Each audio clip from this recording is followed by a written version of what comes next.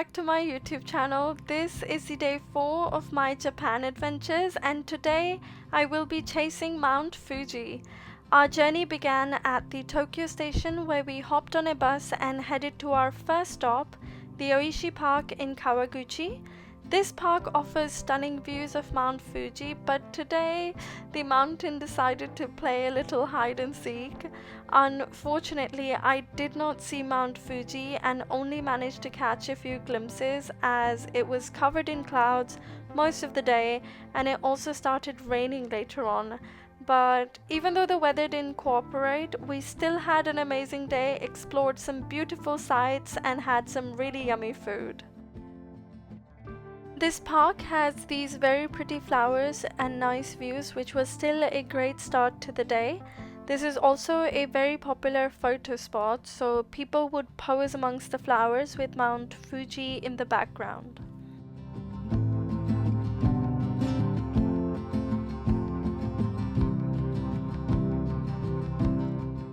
We were given roughly 50 minutes to explore this site, and now it was time to go.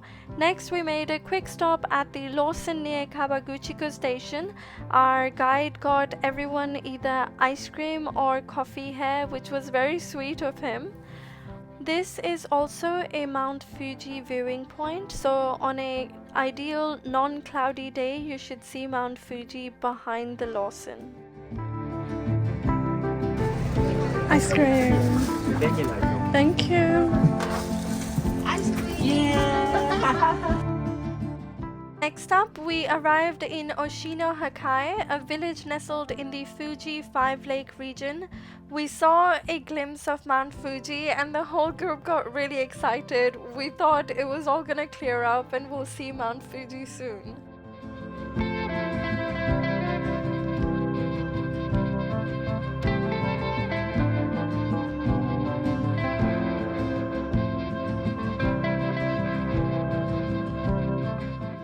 Oshino Hakkai is known for its 8 crystal clear ponds. These are fed by the pure snow melt from Mount Fuji, filtered through layers of volcanic rock over time. There's a lot of koi fish in these ponds and I really enjoyed feeding them. Koi are a popular attraction in Japan and they symbolize good fortune and perseverance in Japanese culture.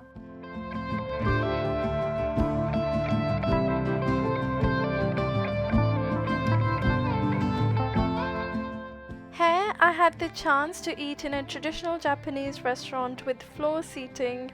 As soon as you enter the restaurant, there's these koi fish you can feed. They're so cute.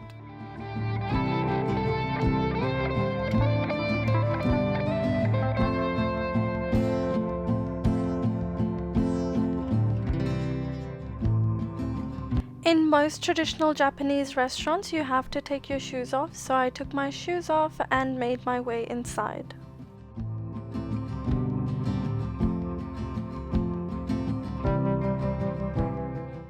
I got the black beef shabu shabu, which was Wagyu beef boiled with some vegetables. I used the Google Translate app quite a bit during my travel to translate different menus and also to communicate with locals.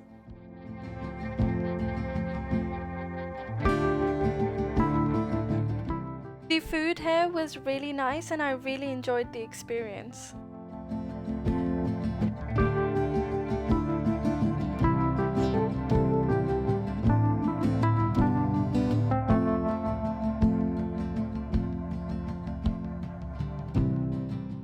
After lunch, we visited the Hikawa clock shop. This is another Mount Fuji viewing point. On an ideal day, you would see Mount Fuji in the distance right in the middle of that street. We stayed here for a few minutes and then made our way to our final viewing point, the Arakurayama Sengen Park.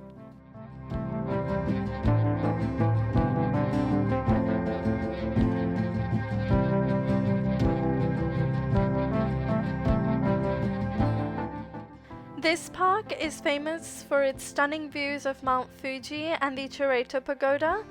Even though we didn't see Mount Fuji, the park was still breathtaking and the views were amazing.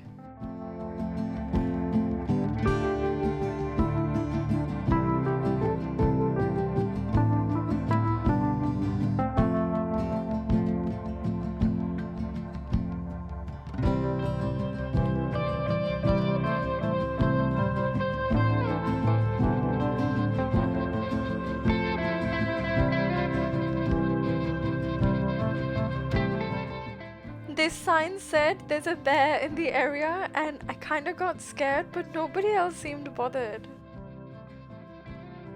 There's 398 steps to the top, and you can pick between the stairs and the winding path, and it would take roughly 10 minutes to get to the top.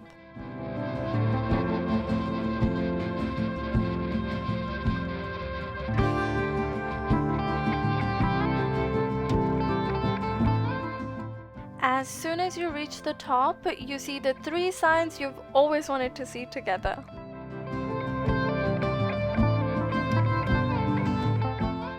Just before the viewpoint, you'd see the Chureito Pagoda. This was built to enshrine the 960 citizens from Fuji Yoshida that died in the wars after 1868.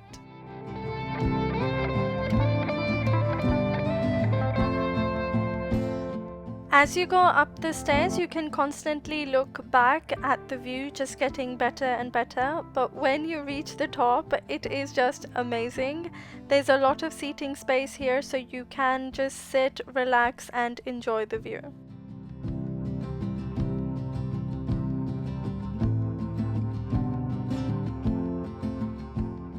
It was now time to go back to Tokyo, but before we headed back, I got this corn on cob from a nearby stall.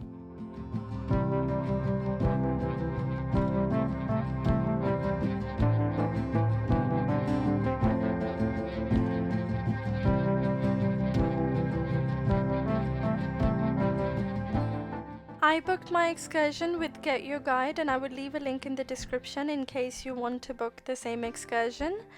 We arrived back in Tokyo, got dropped off at the Tokyo station, and from here I made my way to the First Avenue Tokyo station. So these are sort of like a basement floors at the Tokyo station where they have all sorts of anime shops, food shops, restaurants, you name it, they have it.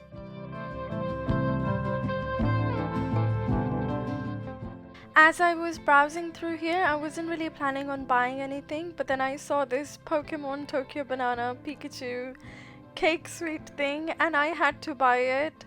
This clip is from me opening it when I was back in the UK. These were really good. I finished them in like 2 days.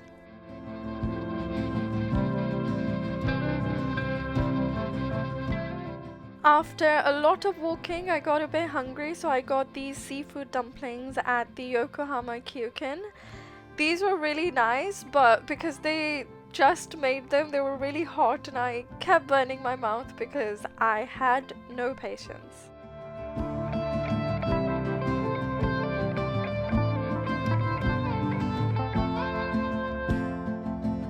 Next, I headed to the at-home made cafe in the Akihabara district. As soon as you enter, you're greeted by these very pretty hostesses dressed as maids. The whole vibe is very pastel and pink, and they also gave me this pink license of being a princess, which was very cute, and they constantly referred to me as Princess Arij. I also took a photo with one of the maids, which they printed out for me. It's a very quirky place and it's definitely worth a visit.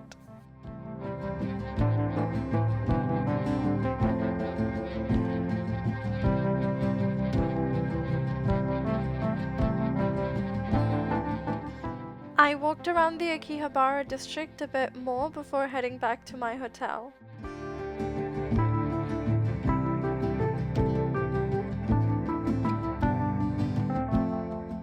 I really hope you enjoyed this video. Do remember to like, comment and subscribe, and I will see you next time.